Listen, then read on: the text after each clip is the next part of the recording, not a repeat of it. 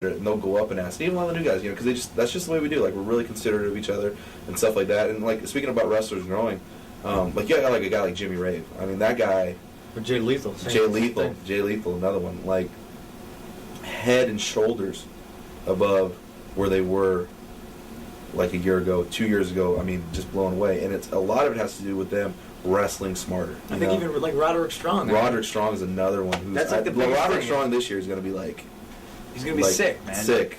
Because, I mean, he's put, like before, like, when I worked him a couple times, actually in the Midwest for IWA, and then... Yeah. And, but, like, from that, like, that was the first time we actually ever worked together. Then we did some stuff down in FIP that worked out really good. But, I mean, like, Roderick Strong looked at me after that, he's like, oh, wow. Like, he's like, it feels more natural. And a lot of it, too, is just, like, we just get away from trying to sit out there and choreograph everything. You go out there and you wrestle and you work and you work with the crowd and you react with the crowd.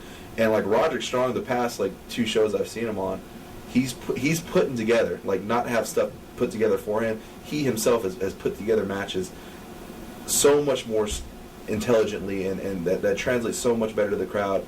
And I mean this year, this is I guarantee this year he's gonna blow up huge. And there's a lot of guys who are just smarter wrestlers, who are doing stuff who are working towards the fans, not working towards the match. And I think that's the difference that you're going to see in a lot of the wrestlers today. And I mean, Austin Aries is another one. Like, Austin came up like gangbusters. I mean, the reason why, and after he took the belt, he could have went either way with it. But I mean, he really is taking a very smart approach to matches, and he's doing really great for himself. And I think it's awesome. And I could go on and on, but yeah, that's the biggest difference to me. Is the locker room is like 10,000 times smarter. The production's a lot better, and the shows are so more well-rounded. And I think now before when you went to an ROH show, you went to an independent wrestling show. You went to like your local high school gym show with the ring and the house lights and a couple dudes with some DV cameras, hanging around the ring or God, did you guys even have DVs back then? You did? Oh, sorry, they had DVs back then. And it was like, it was kind of like fan cam shot. But now you come to ROH, you're experiencing ROH. I brought a friend to an ROH show for the first time in Chicago, and she was crazy about it. She's like, wow, this is like going to like a big event, and it has a lot to do with the production, and it has a lot to do with the way that the promotion is presented. And there's still being improvements made, and I'm sure next year ROH will be even more of an experience. But I mean, when you come to an ROH show, you're coming to a wrestling event. You're not going to a wrestling show, and I think that's the big difference from ROH in past incarnations and its incarnation now. What are your thoughts on the rumors of Mick Foley getting you guys into WWE? Well, I think we both have a different perspective on it because we both talked to Foley. So yeah, there weren't really like rumors. We weren't sitting in front of our phones, waiting for some phone call or anything like that. That's gonna make me a rich man. No, it's just Foley came up to both of us, and I think he told Joe first, and then he was like, "Hey, I told Joe this, and I got this idea. I really like you guys, and I'm sick of all the muscle heads that are on TV, and you guys have great characters, and you know how to wrestle, and I think it stemmed from." Originally, Vince wanting Foley to wrestle Flair, Foley wanted nothing to do with it. Yeah. So then Vince wanted to wrestle Foley, and they were setting up for something possibly for WrestleMania.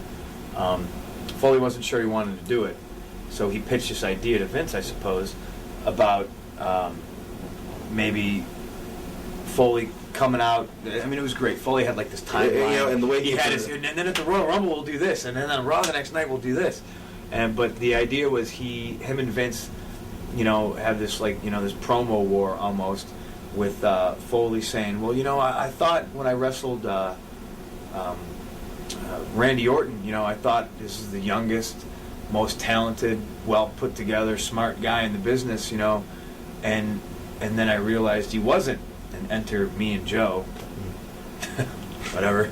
But and then basically Foley saying that these guys are exactly where I was when you thought I was a piece of shit, and look at all the money I made you, and I'm not a big muscle head, and these guys aren't physically enhanced.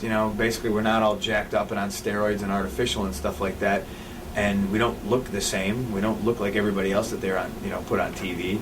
And it was just supposed to like just blossom from that. Like that was his original idea.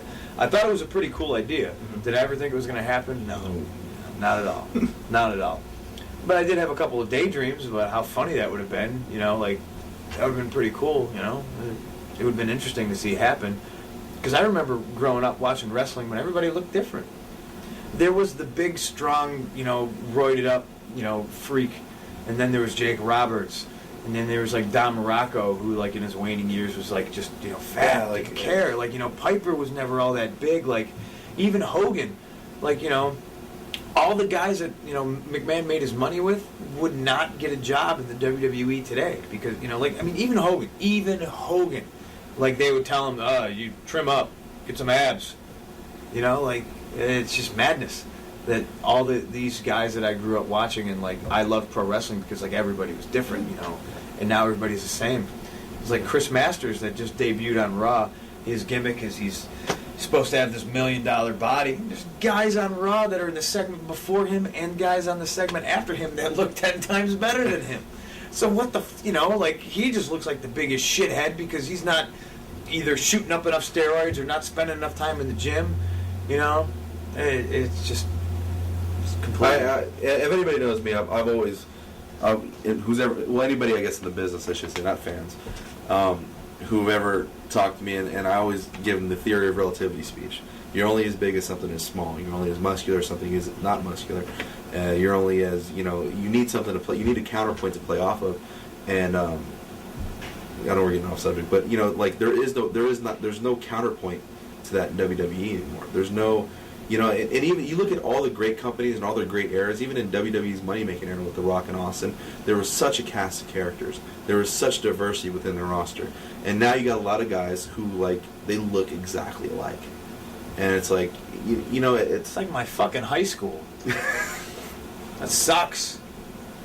And it just, you lose a bit of the impactfulness of these guys with great physiques. And like I said, I give them credit, man. They do look good, and that's all fine and dandy. But at the same time, it's like, where's the specialness of that if you don't have a counterpoint to play off of?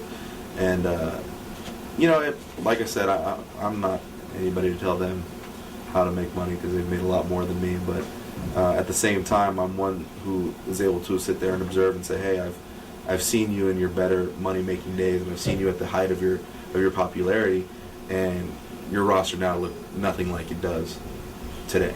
And obviously, time will tell if that's going to be the case as we continue on like that. But that's that. But getting it back to the Foley thing, yeah, the angle Foley pitch was awesome, and when I heard about it and Mick told me to it, I sat there with a real smile on my face. I was really genuinely excited about it. But in the back of my head, I sat there and went, "Oh, there is no way this is gonna fucking happen." And it was just more cool that he suggests that me and him were ready for something like that. And we sat there, and I was like, "Man," I go, "Mick, that is an awesome idea." I said, "Whatever you need from me, or I'm sure Punk told him the same thing. Hey, we'll be willing to help you out and do it and get it done." And it never and of course it didn't come to fruition. I'm sure he pitched the angle to Vince, and Vince went, "Who? Where are these kids at?" I know for a fact he pitched the angle to Vince. And they had a meeting. They had a meeting about it. Which was also kind of cool. Like, hey, Mick Foley and Vince McMahon had a meeting specifically about us. But in the interim, hey, they decided to go that way, and they want to present their product in a certain way, and they want to do it a certain way. So I'm not one to say any different. And, like I said, if anything, we just looked at it as like, hey, it was a cool opportunity that didn't come to fruition, but hey, it did happen, and that's pretty cool nonetheless. That we're at least showing up on the radar in our little corner of the wrestling industry. Would you guys ever take a developmental contract? I think I make more money now. Yeah, honestly. And it's always a hard question to throw at somebody because circumstances change. And everybody's different, and it's always different. It's like asking somebody if